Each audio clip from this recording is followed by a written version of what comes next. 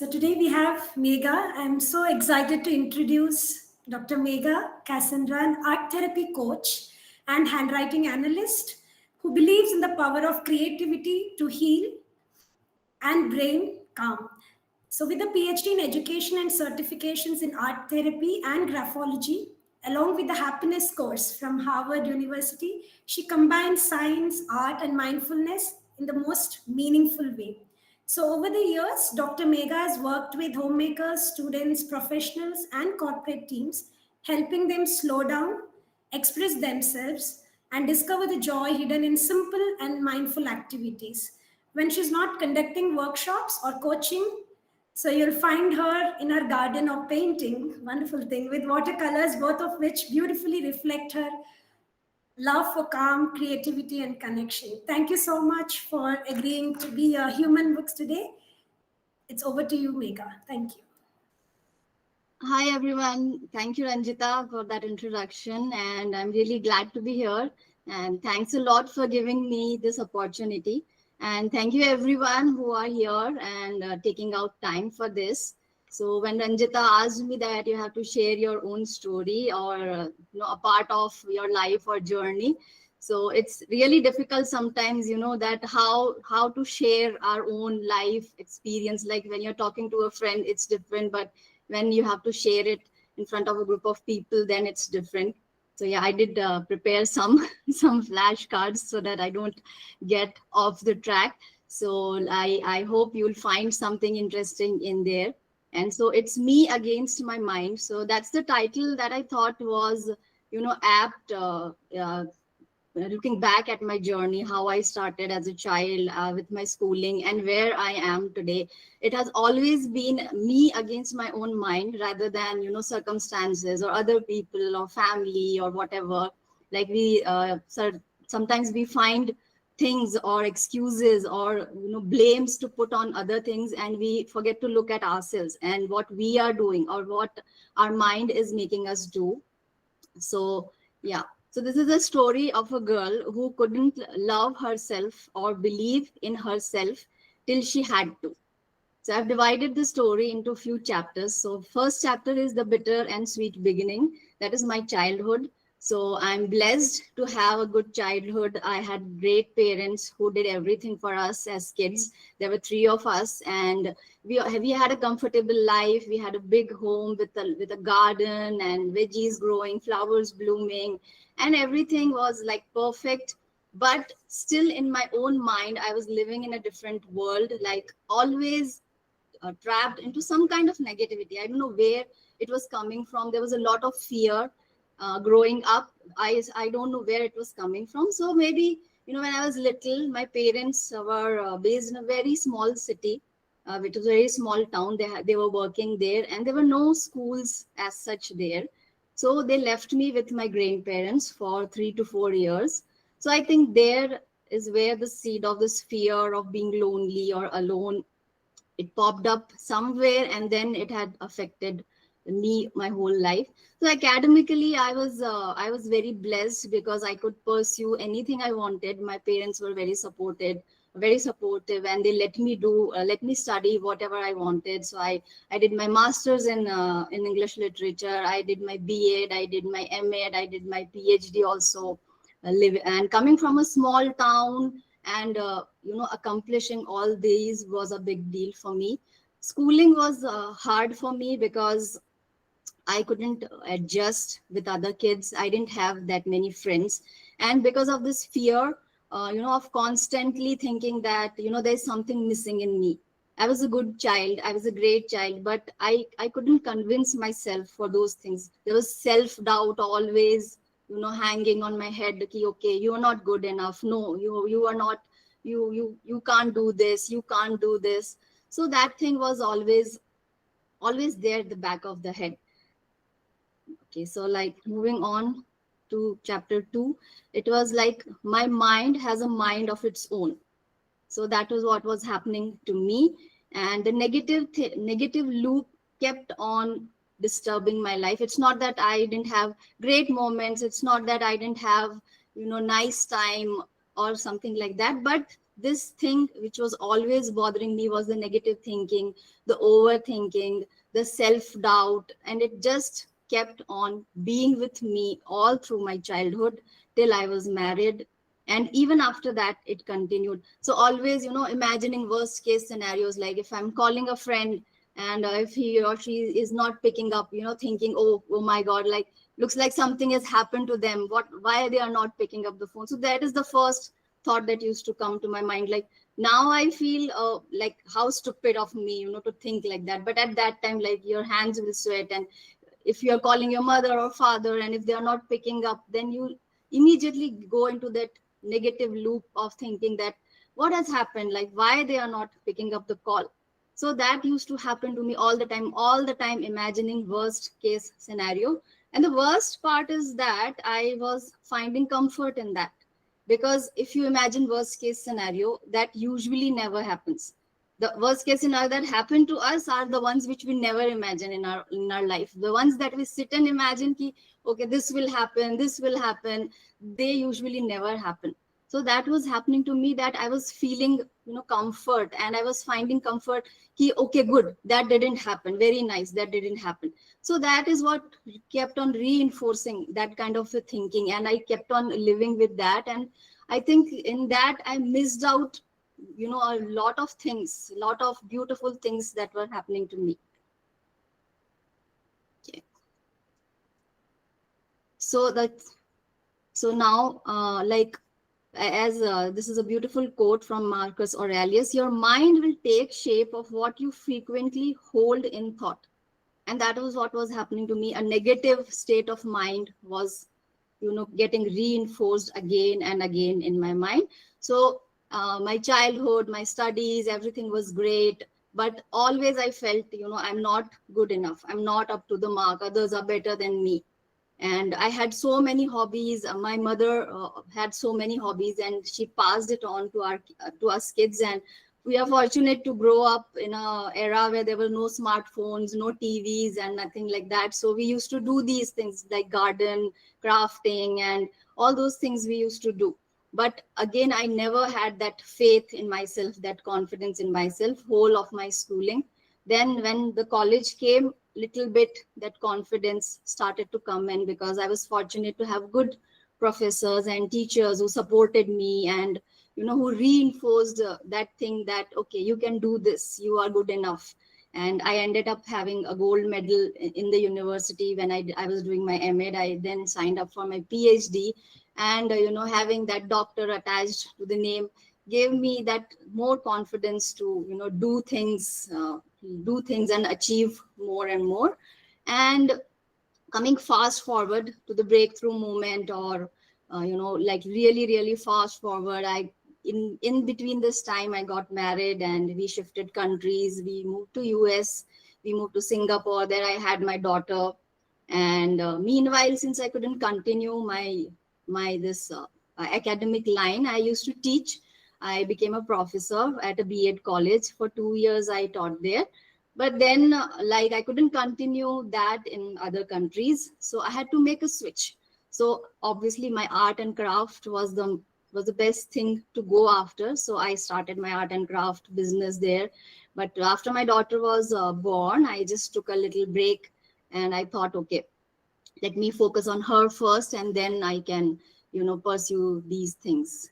So in Singapore, I started doing a lot of craft workshops. I was not into art at all. I was only doing crafts like paper crafts and felt and a lot of other things, and I was doing workshops for those in Singapore. Then we moved back to India, because both of us, me and my husband, wanted that our child grows up here in India, where we have our roots, we have our family and everything. So we decided, okay, we'll come back here and settle down here. So that was in 2018. And okay, now the chapter third is the colorful accident. So when we came back to India, and I wanted to start back everything, like start back my art, my work, and all those things. But somehow it was not happening. Wherever I would go, and I would ask friends or neighbors that, okay, I teach this, I do paper crafts, and I do this decoupage. Do you want to learn? And they will always say, ki, what about painting? Like, do you do painting? Do you teach painting? And I used to think, no, I don't do painting. I don't teach painting. And one day I was just walking in a supermarket and I saw this pack of watercolors. And I thought, okay, now everybody wants to learn painting. So, okay, I'll try some painting. So I got those watercolors, and for a month, 2 months, 3 months, they just kept on lying, like just like that, in my cupboard, just staring at me. And then when I finally tried it using some YouTube videos or anything, it didn't work, obviously, because I just couldn't get it right. So again, it was up in the shelf. So again, one day I was just walking with my friend, and while walking on the footpath, I saw this beautiful leaf that had just fallen. It was yellow and brown, and I just picked it up. I don't know why, and I just picked it up and thought, I should paint this. And I had never painted anything like worthwhile or like professional looking before that. I was just doing strokes here and there. But that leaf, I think it spoke to me, or I don't know what happened. I just picked it up and I brought it, and then I painted it. And I showed it to my husband, and he said, yeah, what, you glued the leaf to the paper? And I said, no, it's a painting. And he said, no, you just stuck it. So it's here. I still have it on my wall. So this is the leaf. Yeah. So this leaf, like, it just changed my story. It gave me the confidence that, okay, I can do this also. Like, I can teach this. I can first learn this by myself and teach this. And this leaf thing has stuck to me since then. So wherever we travel, whenever we go to a resort or any place, I usually pick up a leaf from their resort and I paint it for them, and I write a beautiful note to them. So anytime if you travel and if you see a leaf painting, then then you will know that, okay, it could be mine. So that's a tradition, to leave a leaf before I leave. So it's like a thing for me now, because it reminds me of how I started my journey. But again, this was not the big twist or something that I was that changed my life. It's just started my watercolor journey. Okay, now the chapter 4 is breakdown before the breakthrough. So it was 2020, and I was having a lot of personal things going on, a lot of personal tension and issues. And my daughter was also very small, so taking care of her, plus managing everything, plus like starting again, coming back to India. And on top of that, like bam, came the lockdown, and it worsened everything. So as they say, right, like if you bottle up, or like in a pressure cooker, there's only certain amount of time that it can take it all, and then it just bursts. So like in 2020 February month, it was month of February, and in 2020 I just lost it. I was constantly bugged by negative scenarios, always playing around the negative things in my mind, and not being able to enjoy the moment of being mindful, or seeing what is there right in front of my eyes, what all good things I have. So none of those were happening, and I just locked myself up in the bathroom. My little girl, she was 3 years old, she was outside and she was crying, and I just sat in the bathroom, and I think I also cried my heart out, and because I just couldn't take it. And at that moment I had a choice to make. Like, I could either give up, maybe never open that door or go out, or take charge. So I just said one word to myself, and that word was enough. Like, enough of everything, enough of feeling like a loser, enough of bullying myself, and enough of everything. And then the person who opened that door was somebody else. Like, obviously I didn't change fully or become very positive person or something like that, but yes, I took charge, I took control, and I opened that door.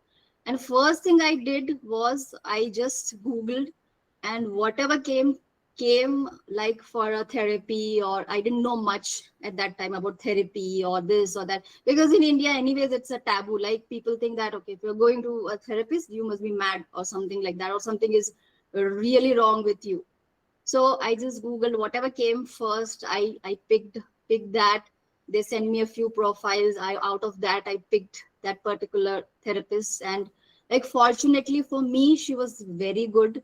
And till date, like I rely on her, and she understands, and she made me like who I am. Because I remember the first day when I sat with her online, and I was a mess, a full total mess, and she helped me understand where I am also wrong, like where I should improve myself.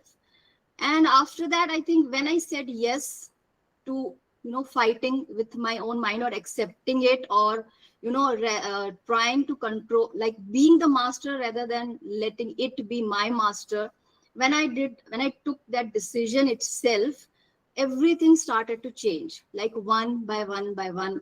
I found mentors. I was not looking for anything, but it just came to me. I found two very good mentors who like made me believe in myself again, who made me realize that okay, you can do this, you can be this. And not only that, through that mastermind group, I found friends who are like now lifelong friends, like whom I can go to, with whom I can be myself, like my real self, not just show them ki, okay, I'm like this. I can rely on them. So those kind of things started happening one after another. One of my friends, she recommended me a book, that okay, go read this book. And as they say, right, like although books have a very different thing, like what works for me might not work for you, but that book was like an eye opener for me. It was The Secret. And when I read that book, I realized what I was doing to myself. Like I was manifesting negative things for myself, and I was like doing so many things wrong. And I understood reading that book. And after that book, from that time, I have read around 60 books by now, and all of them just came to me at the right time. So people would come at the right time. So things started happening. So when I made that choice and I said, okay, enough now my life will not be like this. It has to change, because this is not my reality. So sometimes, we have to take charge. Before that also, I had tried therapy because somebody told me to. And then I, like everybody else, I also thought it's all bakwas, like it doesn't work, it's not for me. But when I decided, okay, I have to do this, when I decided to help myself, that is when everything started falling into place. Okay, now chapter 5 is homecoming. So this is like 2022 was my year, like a year of gratitude, I would say, because when I started making the small shifts, a lot of things happened, a lot of breakthroughs happened, a lot of wins happened. I started, I touched a six-figure income, which was a very huge deal for me, because I had left everything. And it just gave me the confidence. I started manifesting things like which were impossible, like people who believe in manifesting, if I was writing things and they were coming true. So that is the power of your own mind, like how you, if you believe into something, how you're open to receiving it. So my slowly I was going from fear to faith. So all those changes started happening. So I realized that my mind is as a tool. It's not my master, it's a tool that I can use. Okay, so chapter 6 is the fallback. So life is like that, like it goes on like this. If it was a straight line, then you would be dead, right? So it's not that if you are here, then you're always going to be here. Now, okay, now it's all lala, everything is good. It's obviously not like that. So again, in 2023, I started falling back. Like I had to go for an eye surgery. So that was a setback, because my work, whether it's painting or anything, like eyes are the most important thing for that. So that like put my moral down. And then again I was kind of trapped, because it's a journey. Your change is a journey. It's not that okay, ab to mujhe, I have got this now, I am up, I know everything now. It's not, it's never like that. We always keep on learning. So that is what happened. And meanwhile, I had done art therapy certifications, because To be honest, during the tough time, my art is what had saved me. Like after I painted that leaf, if you have heard of the story, The Last Leaf by O. Henry, it's about a girl, she was sick and she was looking at a tree in front of her house, and the leaves of the trees were falling one by one. And so she believed that when the last leaf falls, I will die. And there was a painter who used to live near neighbor, he was their neighbor, and her friend told him about this, that she's looking at the leaves, and once all the leaves fall, she will die, because she has put that in her subconscious mind. So that painter, he painted a leaf which was realistic looking, and he put it on the tree, and so that last leaf never fell. So it's a beautiful story of the power of art, that how he painted it, and in this process the painter lost his life, but that girl, she survived because of the hope that he had given her. So yeah, so the same thing, the fallback, was happening, but then I had hope. By this time I had realized that, okay, this is just a phase, it will go up and down, go up and down. And yeah, and I had to close up my business which I had worked hard for. And sorry sorry yeah, so I had to restart, because I was getting stuck between art therapy and watercolors both. So I learned that life isn't about waiting for the storm to pass, it's about learning to dance in the rain. So chapter 7 is how I finally met myself. So I learned to take responsibility of my own actions, to receive more. I refused to listen to all those negative thoughts and reclaimed my life. And I learned how to recharge myself and to rewire. And why I turned into art therapy, as I was telling you about, that my art literally saved me during my hard time, and I didn't know why that was. So I wanted to know why art saved me like that, from my thoughts, from everything. And that's why I did my art therapy certification. Then I got to know a lot of things, and now I want to spread it around, and I want others also to know that the power of art therapy, or handwriting analysis, handwriting, or how you can change these small things which don't require so much effort, and how you can just change your life. So that is what I want to do now, and that is what my purpose is. So as there's a beautiful quote by Margaret Nomberg, who is the founder of art therapy, I could say things with color and shape that I couldn't say any other way, things I had no words for. So art gives us a way to express ourselves, and that is my like ikigai, my purpose, and that's what I want to do now. And